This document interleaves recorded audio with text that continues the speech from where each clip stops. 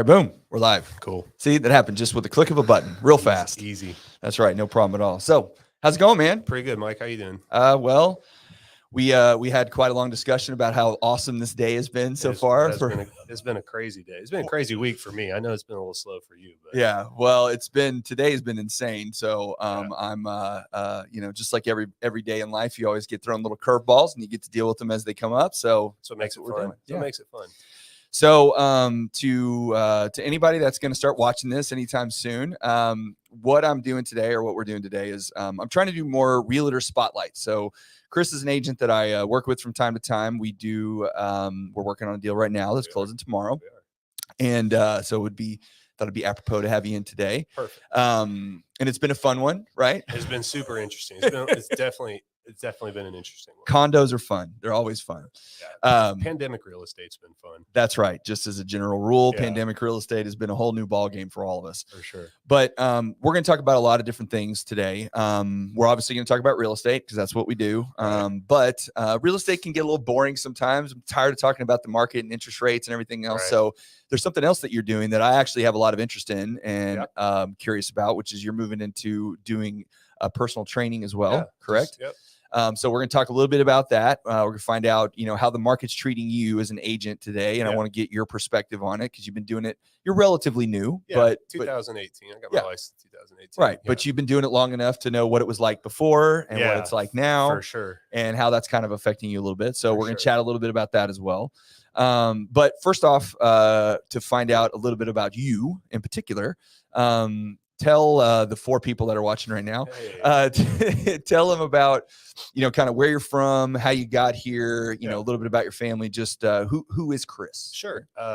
So I'm actually from the Metroplex. I was born in Arlington and went to Martin High School. Okay. So born and bred, local native? Born and bred, local DFW guy. Love it. Still live in Arlington, but we moved up to the north side now. All right. Let's see. I went to A&M and graduated and sorry. No, I'm kidding. I know. Love it, guys. Yeah.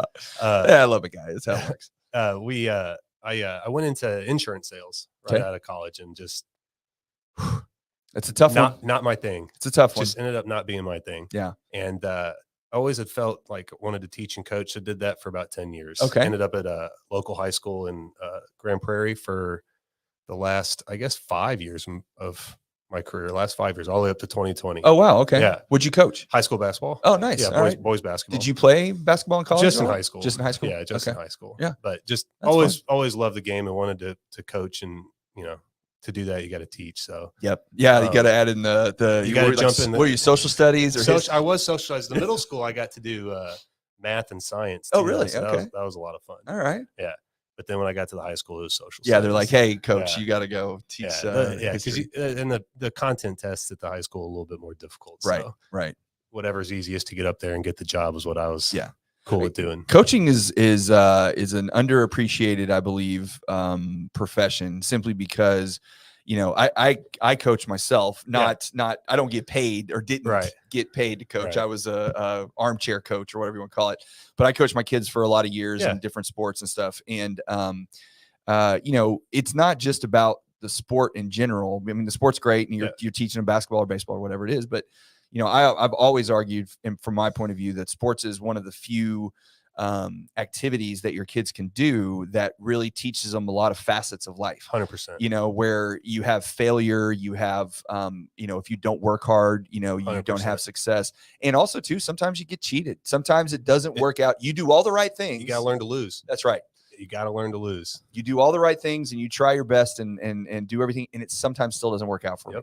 And as an adult, that happens to us all the time.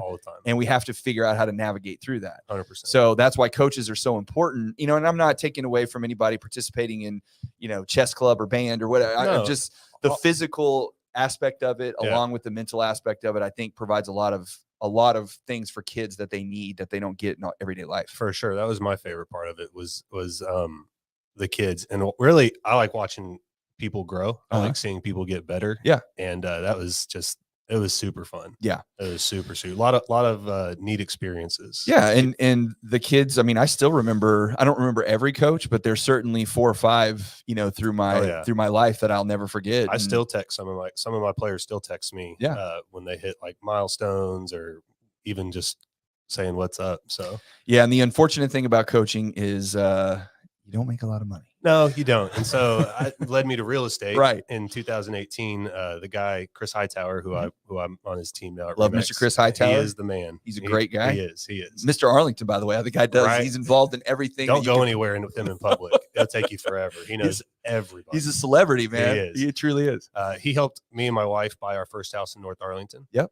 And I did that loan for you. I think you did. Yes, you definitely did. Yeah, I think that's how we got connected. That's right. Too. That's right. Yep. And then I don't know. I just enjoyed. It was weird. I was still teaching and coaching at the time, but just enjoyed the process. Yeah. Like watching him work was enjoyable. Yeah. And I was like, I feel like that's something I could do. Yeah. And so sat down with him, and one thing led to another, and I've been on his team since 2018 now. Wow. Yeah. Well, real estate is very much about relationships, Yeah. and it's very much about interacting with people from different walks of life, and being able to hold yourself in that setting and have people value for your knowledge and all that kind of stuff. And believe it or not, I do think coaching has a lot of parallels to it. I was just going to say, I find myself kind of coaching clients along, because especially like first time buyers. Yeah. That's definitely where I've had to see kind of that skill transition from doing that to real estate.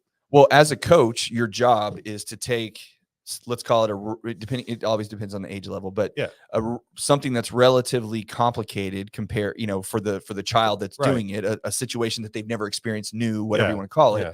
And you have to break it down into simple terms and simple steps that they can execute without having an immense amount of failure as you go through it. Right. And I don't know that being a realtor is all that much different, right? It's really not. Yeah. It's really not. You got to teach, your clients, and a lot of it's preparing them expectations, like what's going to pop up, what's going to happen. Mm-hmm. That's kind of like coaching too, right? You prepare and practice for all the various scenarios you're going to run into. So when you decided you were going to become an agent, everybody always has these ideas in their head on what they think it's going to be, right? I think it's going to be like this. I feel like this is probably going to happen, blah, blah, blah. Yeah. But then there's always the things that come up that weren't the case. Right. So for you, what are some things that you kind of, were kind of a little bit eye-opening for you right in the beginning that you came into that you're just like, oh, wait a minute, I wasn't expecting it kind of to be like this?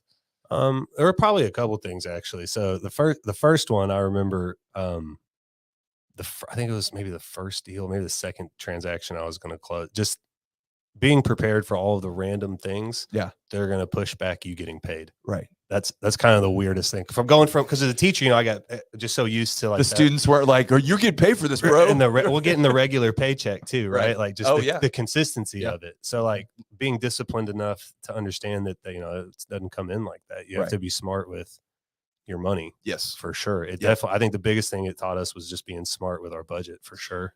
Well, I think a lot of people that haven't been in the business, they come into it and they go, well, wait a minute. If I sell one house for $300,000, right, I'm going to make, 3% of that. Yeah. It's $9,000. Right. Yeah. That's good. Okay. That works. Don't you do that for a living? Calculator. Man? Yeah. I got calculators, That's man. Fair. That's fair. That's fair. And you're like, well, that's amazing. I don't make $9,000 in a month ever. Yeah. That's 2 months or whatever worth of a paycheck. Yeah, it is. It's as a public school teacher and coach, it's about 2 months worth of, at least at where I was in my pay scale, was about 2 months worth of work. That's right. Yeah. But what you don't know, or maybe but you don't really understand. It's kind of like, we know that there's, starving people all over the world, but until you actually physically go there and experience it, you don't appreciate the impact that it has, right? For sure. So when you're an agent, not that those things are compared. I couldn't think of another example. No, but I know what you mean. Yeah, I get the metaphor. You're not prepared fully for the fact that when you actually get that first check from the $9,000 commission and it's $5,000 or $4,000 or whatever it may be, and not to mention on the money that you spent for the pictures and that was my next thing was the thing that the thing that probably surprised me the most too coming into it, or I wasn't ready for, was all of the money you have to spend on yourself. Yep. It's an investment in yourself, I guess, really is the way you have to look at it. Because if you don't, it just looks like you're, throwing money away. That's right. And if you're not working, you're not getting the return. And so it's very much like learning how to, eat what you kill kind of thing. Well, and it's and then being willing to like do the actual hunting part, right? Like, yeah. Well, that's the part they don't tell you. The activity, like activity, that's probably the biggest thing I've learned. And I did insurance sales, so I kind of get this whole sales way of thinking, right? Sure. Is it's activity always is going to end up leading to success. And so if you don't do the work, you don't do activity, you're toast. Yes. And that's the part in the real estate classes that they kind of leave out. Yeah. Is that it's, writing a contract is one thing, Yeah. knowing the legal side of it, Right. doing your CE, showing a house, how do Yeah. you do lock, all those things, writing Right. amendments, those are all open houses. Yeah, those are all stuff. part of it. Right. But they don't tell you that it's really, really hard to get somebody to buy or sell their house with you. That's For not sure. an easy thing. No, it's not.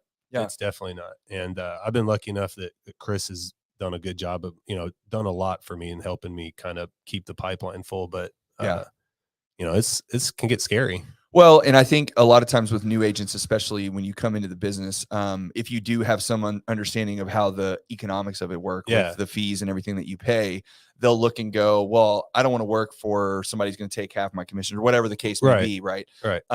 But they also lose fact that there is value in having a mentor and having somebody 100% that can put you on the right path. Hey, maybe one day you'll be on your own and you can do whatever, but to get started and get your feet off the ground and really be able to sustain for a period of time, you have to have someone holding your hand through the process, or else it's really, really tough. Yeah. I think I read something that it's like, if you can get past the 5th year in the business, a lot of times you can end up being okay long term. Yeah.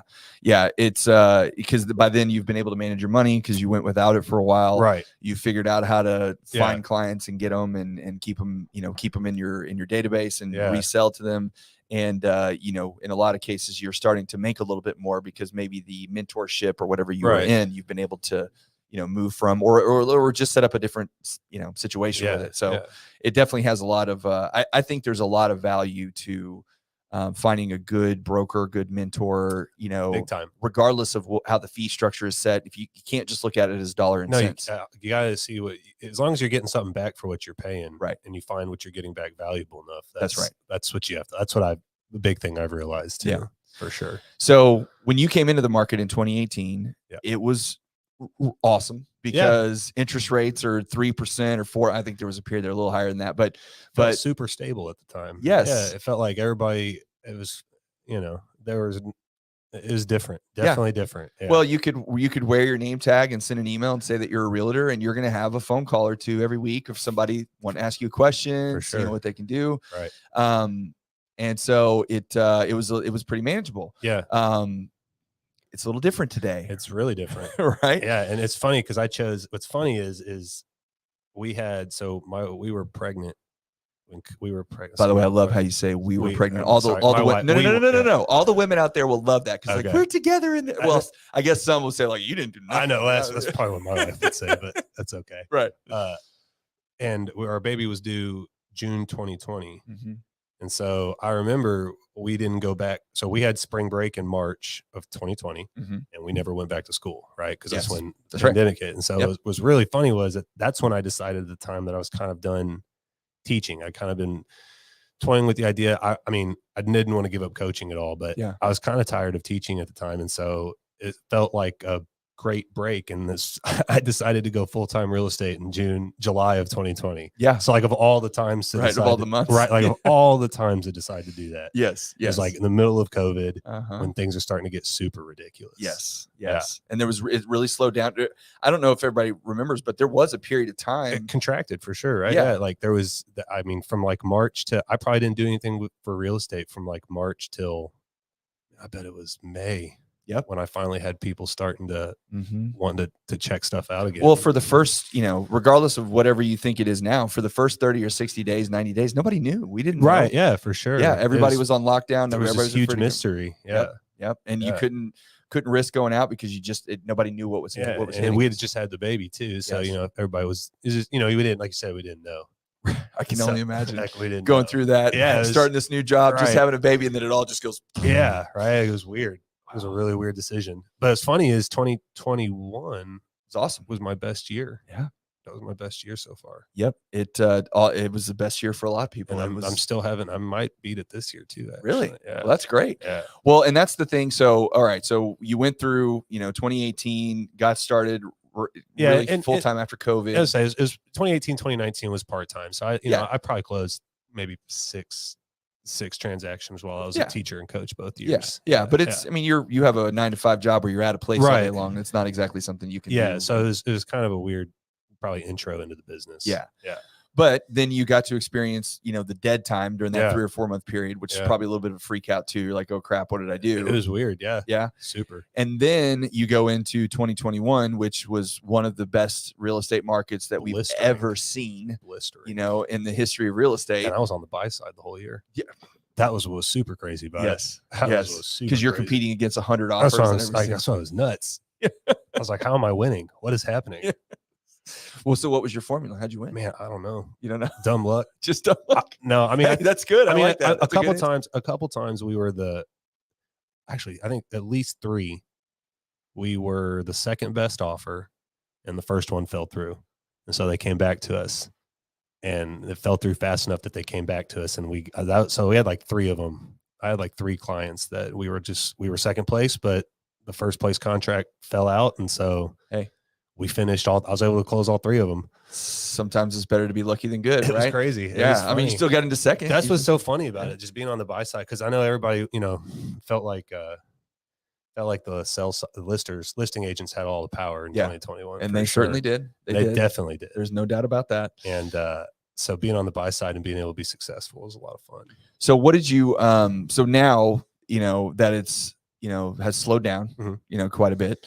What are you experiencing from the agent side in the market today that is, you know, there's a lot of obvious things, obviously, but what's been your experience so far in the last couple of months compared to what you were doing, and what have you kind of taken from that to, you know, help you become better at what you do? It feels like, I think the biggest thing I've noticed in the last couple months, because again, I've got a couple listings. I've got 2. I've got one that's going to close in the beginning of August, and I got one closing tomorrow. Okay. But mostly I find myself on the buy side in transactions. And so seeing, it feels like buyers can be patient again. Oh yeah. A little bit to me. Yeah. Like I got a couple really good buyers and we've looked at some really good houses, but you know, things are starting to drop back down. They have options. Yeah. Options. Yeah. And so just kind of learning to be patient again. And it's funny. I think a lot of agents and a lot of clients too think we're still in like January 2021.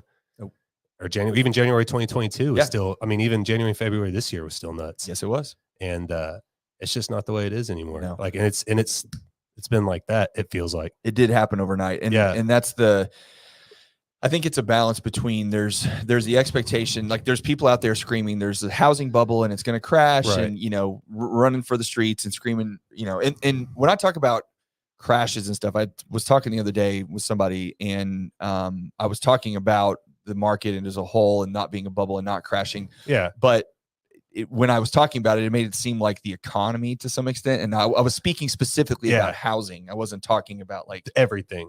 Yeah. I do think there's going to be an everything reckoning. That's probably, that's coming. But when it comes to housing in particular, I don't see where the bubble exists. And I just feel like it's a slowdown. That's right. Back to a plateau. That's correct. Like when people talk about a bubble, at least for housing's sake, right? Like I feel like a lot of times they talk about a downturn in value. Right. Like the values are going to drop 40%, 30%, whatever. Right. Yeah. And I just think it's like I guess a good word for it's like a correction back to more stable growth, not 20 to 30% yearly growth or whatever, you know. Well, that's what, you know, the what we're going through right now, and you know, this is July 21st or whatever. Yeah. What we're experiencing right now is prices. People are cutting prices. Right. Okay. Right. But that's more of we're cutting prices because our neighbor's house sold 3 months ago for $350.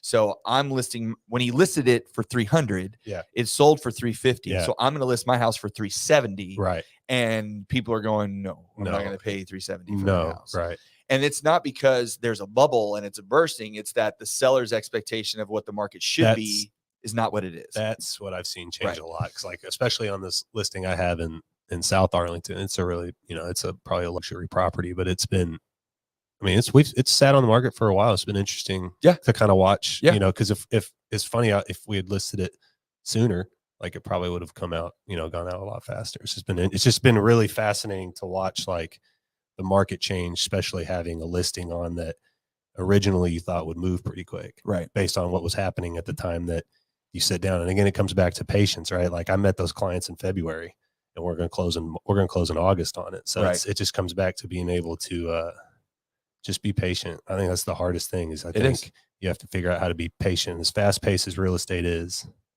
I don't know. Well, in a normal market, it really takes about 30 to 60 days to sell a house. That's pretty average. We're used to 2 weeks to 14 to 30 days right now, right? Yes. I was like, guys, it's not going to happen. No. Like we're not there anymore. No. Well, and like I said, we don't want to be there. I don't feel like that's it's unhealthy. Yeah. It's not good for the market. Felt very unsustainable. Well, I mean, a lot of people have been priced out. That's the problem. Right. You have people that can't afford a house now. Yeah. And the stat I saw was like 52% of homes in Tarrant County were bought by an investment company in 2021 or something. In Texas as a whole, it was like 33%. 33. Okay. Yeah. And all of Texas were bought by institutional not just investors. That was the thing they corrected for. Institutional, right? Like big banks, big institutions, not just mom and pop, run their own real estate rental play. Not those guys. No, like big 401k plans, correct, stuff like that. Right? Yes. Yeah. And those houses don't come back up for sale. Right. Those are going to just be they'll be permanent rentals. Right. Forever. Right. Yeah. And that's what drove the prices up. That's what, so there had to be some level of correction that came into play. And again, the biggest change that we're seeing now is just that sellers, everybody's got to come to terms, right? Everybody's got to change the way they got to reshift the way we're thinking. That's right. And go back and kind of go, not back. We don't have to go back, but kind of back to a more stable way of. Yeah. Sellers have to understand that their market, house is worth what it's worth, and it's not going to be bid over. And buyers get to understand that. And this, I did something on this not too long ago, but I personally think, this is my opinion, that right now is the best time to buy a house that we've had in the last 5 years. I've been reading that everywhere too. I don't know if I can disagree with that. Well, because you're not paying $20,000, $30,000, $40,000 over the list price. Right. You're going to either get at list or possibly even under, or wait for them to drop the time a little bit. Yeah, absolutely. And yes, rates are high and prices are high, for sure, and all that stuff comes into play, and it makes buyers a little hesitant to get in. But you can always refinance your interest rate. Right. You can always give it a year or two and then come back. Well, because that massive crash that may would cause the rates to change quite a bit. That's true too. Right? Yeah. That's how the Fed stimulates the economy. They bring the rates back down. Right. So, it's just, and the other thing I think that gets lost in the shuffle again for right now is just that, you've probably experienced this when you went through, I think 2018, maybe 2021 wasn't this way. 2020 wasn't really this way because it was just feverish pitch like 24/7. Yeah. But I've been doing this for 12 years. And I think if you even ask Chris Hightower, he will tell you that in the summer, we all think, well, summer's the busiest time. And it is, but it's really busy on the front end of the summer and it's really busy on the back end of the summer. In the middle of the summer, it's not. Because everybody's going on vacation, they're taking their kids out and going and doing things. They just got out of school. So, and because real estate's usually like a 30-day cycle, you contract in, July, you're going to close in August. Right. But so what you'll see is that first week of July, there'll be a fair amount of closings and people, because they contracted the first week in June, right after school went out before they took off. Right. And then you'll see people closing at the end of August, because that last couple weeks of July, first part of August, they're contracting to close the end of August into September. But then that 4 or 5 weeks in, the end of June, middle of July, it's just kind of crickets. And it doesn't help that it's 1,000 degrees outside either. Nobody wants to go out there. No, it's miserable. No, like, it's definitely, summer is a funny time for sure. Mm-hmm. It is. It's like just busy, but not. Yeah. I find kind of winter to be that way too, kind of around like the holiday times. Yeah, you definitely see a big slowdown around then, but that's right. There's still business. Like if I closed one, I think we closed December 30th last year. Yeah, right. It's crazy. Yeah, Christmas right? Eve, like New Year's. Like we're like looking at houses, right before Christmas, and they end up closing like the 28th or 29th. It was nuts. Mm-hmm. Yeah, and I think it's good. I think the timing, I do believe if we had this conversation in 60 days, I think it would be different, because I think that there is going to be, this is giving everybody a little bit of time to kind of really digest what's happening. It's normal that it's a little slow anyway. It's exacerbated because of the rates and the prices. Yeah. But I think it's pretty normal just because of the normal market and how it moves. And then also too, as people start to understand, okay, rates aren't going to 3% again anytime in the near future. No. I mean, maybe in a year or so, but not immediately. Yeah. Home prices are going to plateau and settle in, but they're not going to drop 40%. No, I can't. I don't see that either. No. I just don't. There's not enough supply. Right. That's what it seems like that's definitely not going to happen. No, I don't see the likelihood of that happening. Yeah. So, but once those expectations start to change in people's mind, then they will have a better understanding and then be a little bit, okay, now I guess I got to do this. Let's step out there and see what it looks like. It's just got to sink in a little bit. Yeah, I agree with that. Okay. So talked a little bit about the market and how all that fun stuff is handling these days. And I'm glad to hear that you're surviving and doing well. Somehow. Hey, that's good. It doesn't matter. Like I said, you just got to keep hustling. Yeah. But you told me recently that you're moving into looking to starting to do some personal training. Yeah. And so to transition from real estate to personal training, like, okay, how do these things interact with each other? But I think what you'll probably tell me here in a second is, whenever I talk to agents that are getting into the business, one of the things that I'm a big believer in is that you have to involve yourself in things that you're passionate about. Yeah. And the reason being is because you're going to interact with people on a day-to-day basis that see you in that environment that you're passionate about. Yeah. And as long as you're effective at relaying the information to them that you also happen to sell homes and that's what you do as well, and that's your primary thing, you're kind of doing this, on the side. Right.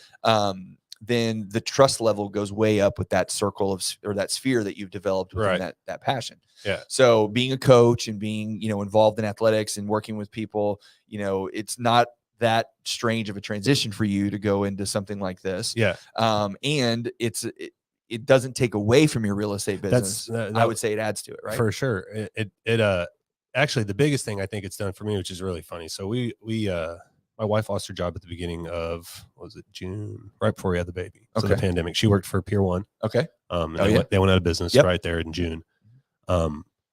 And so, there was dealing with that for the pandemic. And then it just kind of got to the point where I felt like I was not being disciplined enough with my real estate business.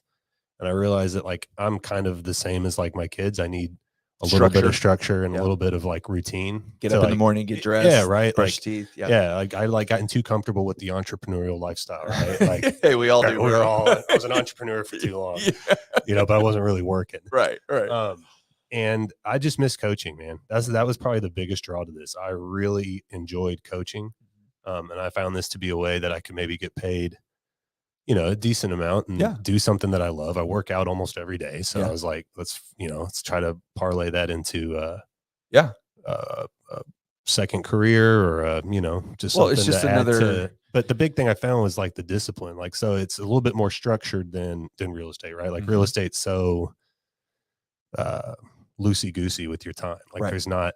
Well, yeah, because you're at the mercy of your clients. Whenever they're ready to go look at a house or whenever they're ready to list, they may call you at Sunday at 7:00. Yeah. You got to answer the phone because you don't want to lose listing. That's you don't want to lose client or whatever, right? Yep. So, with the personal training, it's definitely there's that free entrepreneurial life, but like your clients are going to come meet you every single time, right?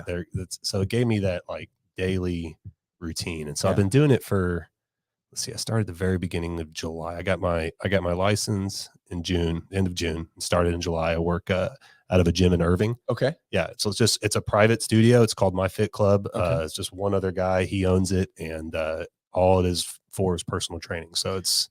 Do you do like, what is there a, I don't know the word for it, but is there some sort of program, I guess, that you specifically, I'll give you an example. There's a guy on YouTube that I love to watch and follow, and he's called, have you ever heard of the Knees Over Toes guy? No, I haven't heard of this guy. And I love this guy. He's great.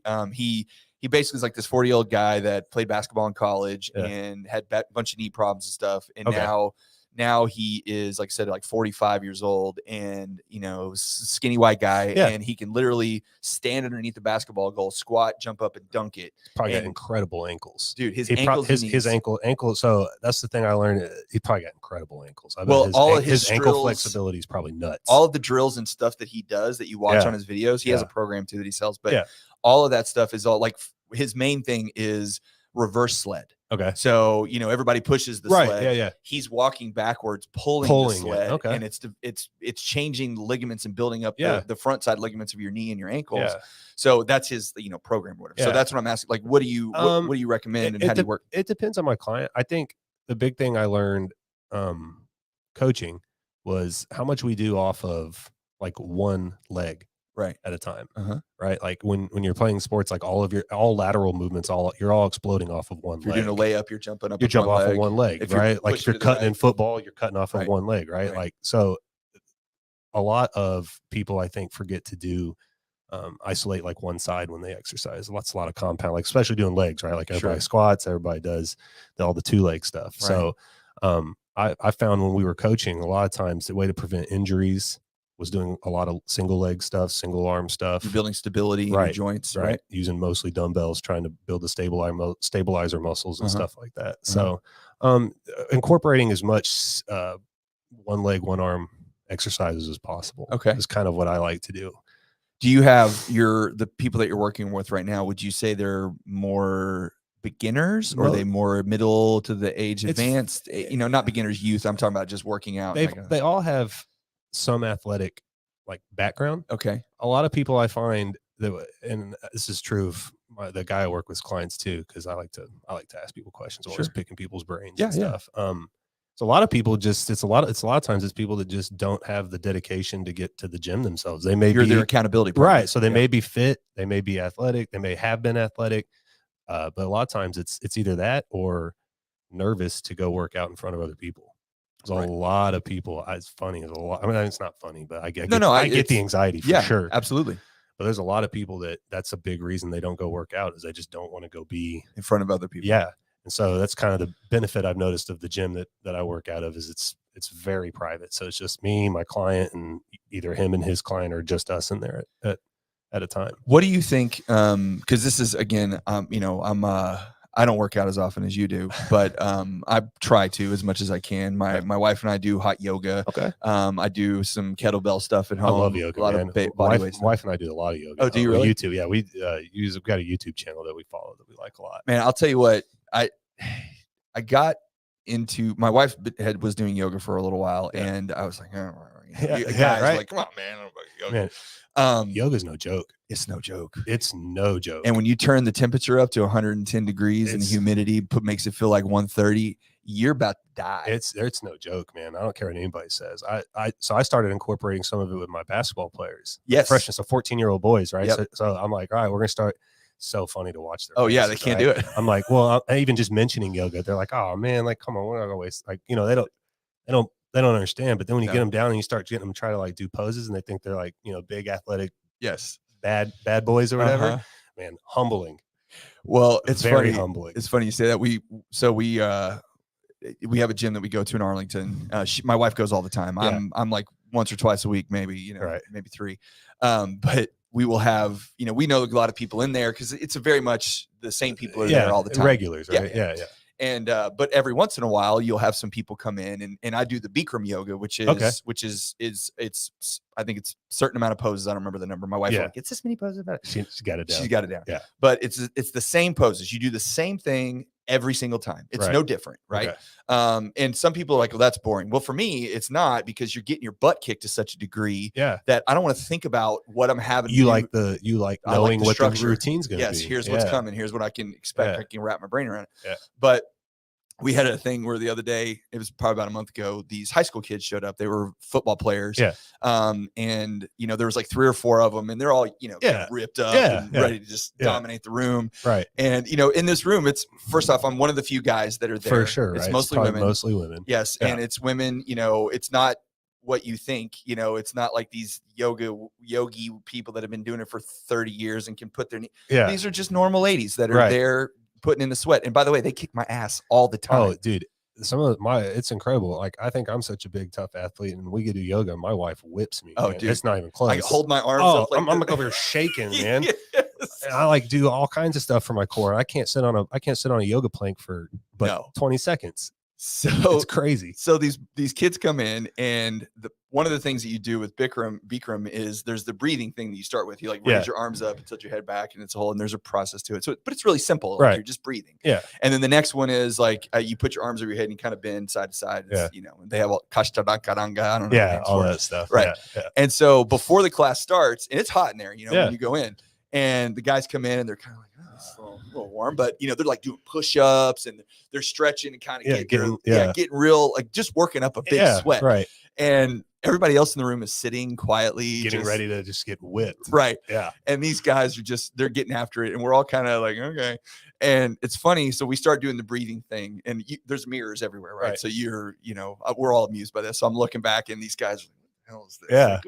Like, making fun of it. Yeah. Yeah. And this is a Friday, by the way. They had a game that night. And it's even better. Yes. And so we get a little further, and by about the third or fourth exercise, and there's like 20 of them. Yeah. By about the third or fourth one, it's a full hour, right? It's 90 minutes. Oh God. The one we do is 90 minutes. Yeah. And so about 15 or 20 minutes into it, two of the guys are wrecked. Like they are laying down. They're like, just like they all brought in like a little bottle of water. Empty. All empty. Right? All empty. All the water's gone.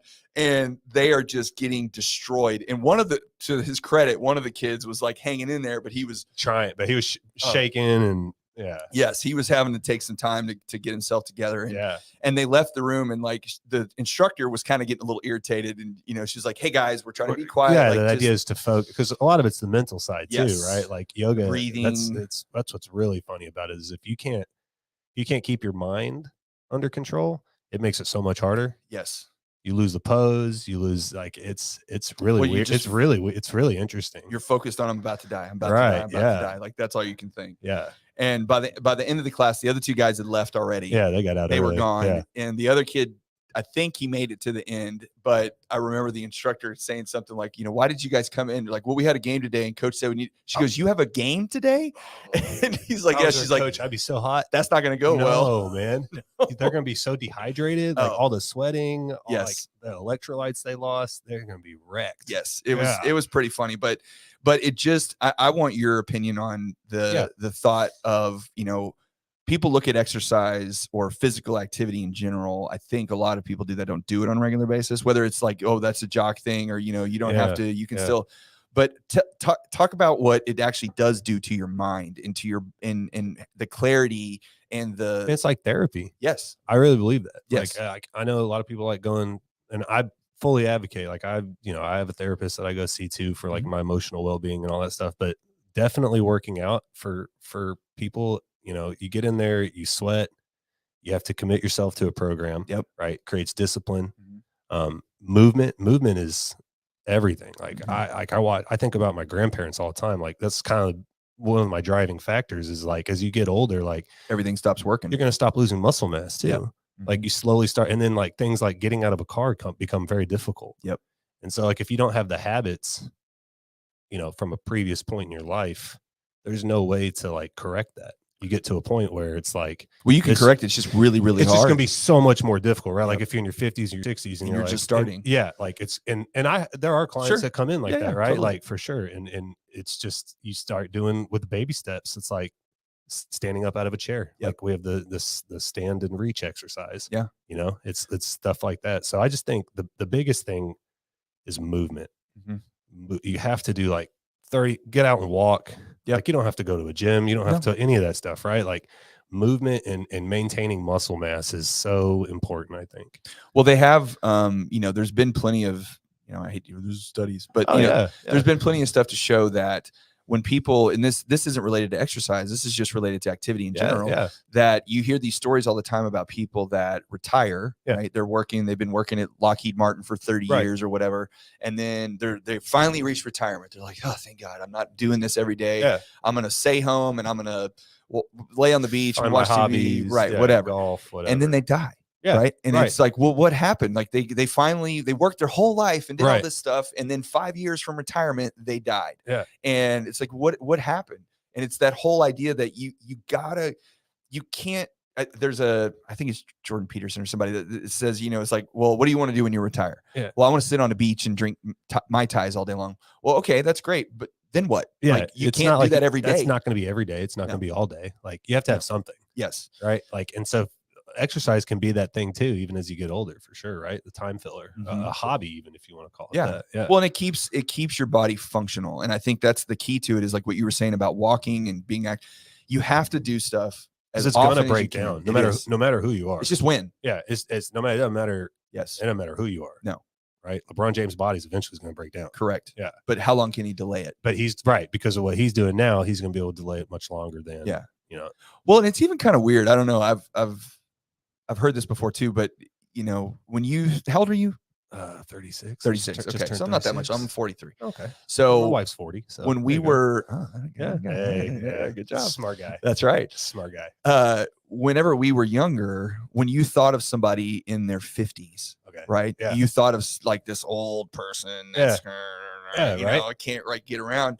But now, I mean, and I'm not just talking about just anybody. Now, if somebody's in their 50s, now granted, it's perspective of how young you are and all that, but you look at them, and if they've taken care of themselves, people look great in their 50s. No, yeah, like it's just about taking care of yourself. Yes, like 100%. It's about you know, whatever you want to call it, self-care or whatever it is. You have to maintain just like you get your oil changed in your car, and you get your car tuned up. Like you got to maintain the machine. Yep. What did you experience with the kids? Because this is another issue that I have to some extent with how our education system is set up a little bit. In that we expect kids to sit in a classroom for 8.5 hours a day in a desk in a chair and focus, you know, when impossible. They're running through hormones and energy and emotion.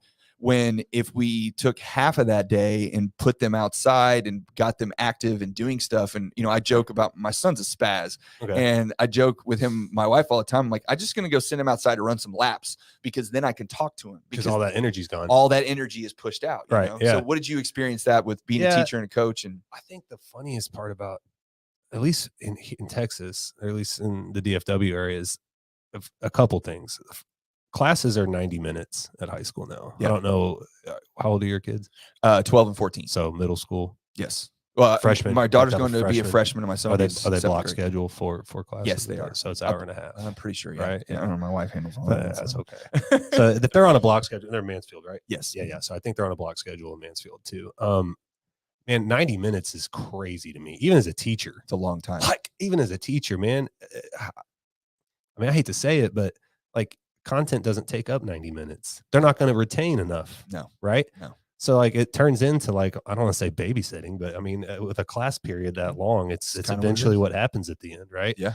So I think the first thing would be like figuring out a better way to do the schedule. Yeah. Not having kids sit for 90 minutes in a class. It's just impossible. It's stupid. I mean, how in the real world, in any kind of job, how often do you just sit for 90 minutes, right? Go do a real estate webinar with whatever. For see how that goes. Asleep in 20 minutes. Or on their phones or doing business in the hallway, right? Yes.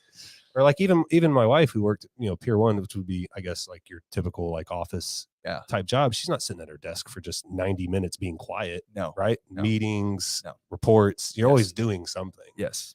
And you can't fill up the time with world geography for that long. Especially not kids raging with hormones. And energy and they want to do. And then the other thing is high school start. What time y'all start?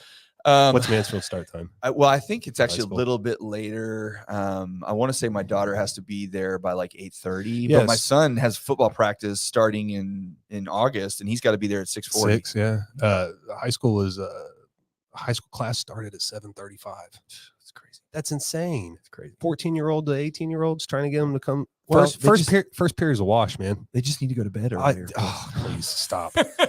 First period's a wash, man. Yes, it is. You can't like the first. They're just waking up 7:30, right? Yeah. Like nobody's jobs. I mean, I know there are hourly jobs. Everybody has shifts that start right, but for the general consensus, nobody's really starting work at 7:30. They may be there, but they ain't doing anything. No, right? Yeah. So I think those two things would be big, but definitely, like I taught world geography. I tried to get out of the classroom as much as possible. Yeah. Whether it was like we were doing like a GPS lesson, and I would give them like longitude and latitude coordinates for like around the campus, just anything to get them up, and moving around. I'm still doing geography. Yes. Right. Yeah. Still doing the curriculum. Yeah. But getting them up and getting them moving for sure. Everybody's that way. Nobody wants to sit still. Well, and I think even for adults, you know, we don't appreciate the fact that, you know, everybody deals with anxiety and everybody deals with stress. And everybody's got, you know, there's kids too. That's what's crazy. Like that's what as a teacher was really crazy. Is like kids and adults are the same. Well, there's a saying that, you know, whatever the worst thing you've ever experienced is still the worst thing you've ever experienced. Right. Meaning, you may have stubbed your toe and that's the worst thing that's ever happened. You wrecked. To you, that's still the worst thing you've experienced. Still the worst thing you've experienced. And the emotions and the feelings don't change. No, they're the same. And that's where I think what you're doing with training and exercise is you have to shift people's mindset of like, you want to talk about a stress reliever and something to clear your brain. Yeah. Go wreck yourself in a hot yoga studio for 90 minutes and you will come out with no concern. Go play some pickup basketball. Go just run around a track. Go hammer into a tire. Yeah. Like, it doesn't matter. No. Do something. You have to get active. It's important. Yeah. I think it's really important. That's it's been fun, like, to see these clients. Some of them I've started with, like, you know, I've been working with a couple of them for like a month now or whatever. And I always kind of like to ask questions, try to get feedback, just kind of the way I am. And at the very beginning, it's really funny. At the very beginning, it's always kind of hard to get them all the way through, like, the full session, right? Like, by the end of the 45 or 30 minutes, they're like, okay, how much we have left? But after they've been there for like a month, it's crazy. Like, they're ready to go, man. It's like, I gotta have it. It's habit, man. Yes. It's all habit. Yes. It's all habit, and it's anybody can do it. It's just, well, it's a certain type of drug, because it is. Once you go through the experience, you have to sustain it. Yeah. But once you're that, 30 days in, 20 days in, whatever it is, and you feel what you get from, you're starting to feel change. You see changes. That's you right. Feel change. Like, that's so funny. Like, my freshman basketball players hate the weight room. Yeah. Right. Like, freaking hate the weight room. Yeah. That's because they don't understand. The middle school, I think the middle school kind of does a bad job of getting kids ready for what real high school sports is like, at least where I was. Yeah. Because I coached at the middle school there, and then I got moved up I was at South Grand Prairie, but I coached at one of the feeder schools first, and then got moved up. Yeah. But it's so funny. So, like, the beginning of the year, that's so hard to get them to work out and, like, stay focused and take it seriously. So I, like, trick them. So we just do a lot of, like, at the very beginning of the year, we'll knock out we do a ton of bicep work. Yeah. A ton of ab work. And I'm serious. The second they start seeing just a little bit of definition or muscle, man, they freaking fall in love with it. Yes. It is so funny. Well, and you want it. Like, once you don't do it, my wife and I will find, if we go a week or two out of it because we're on vacation doing whatever. Yeah. By the time we're back, we're like, man, we got to get back because I can feel it. And you're like, you're kind of hesitant about it, but then like, once you first get in there, you're like, man, this feels good. Well, I do think that, again, anybody that I think has a different point of view would look at it and go, oh, well, you're doing two things. And I say, nah, I don't see that, because, I mean, how can Kim Kardashian have a reality TV show and also have a product line where she sells a bunch of product lines, right? Exactly. So just because you're doing more than one thing, if those things complement each other and add to a bigger pot of you as an entrepreneur and it's someone that's out there making your own way, because listen, nobody wants to be the 9-to-5 guy working for the that's what I hated about the teaching and coaching thing. That's because I realized I just want to coach. Yep. I don't really want to teach. Yep. But I have to be here from 7:30 to whenever school got out at 2:45. Yep. And it wasn't like hate, but it was like your heart's not in it. No, like, I love the kids. Like, I love sitting in there. Like, I love sitting in the classroom and jack around with the social studies kids too, right? Like, not just the athletes that I had in basketball, but it was like really just waiting from 7:30 to 2:45, and then I finally got to do what I loved. Yeah. And then I was going home. And you're back. And then I was back to it. Yep. And then it was like during basketball, and then during basketball season, it was like 6 to, on a game night, we can get home till midnight. Yeah. A 5-year-old or a 3-year-old at the time, and about to have a 1-year-old. And I was your like, wife dude, was thrilled. Not even that. I was miserable, man. It's so funny being home around for my second kid as much as I've been around. You realize all the stuff you may have missed.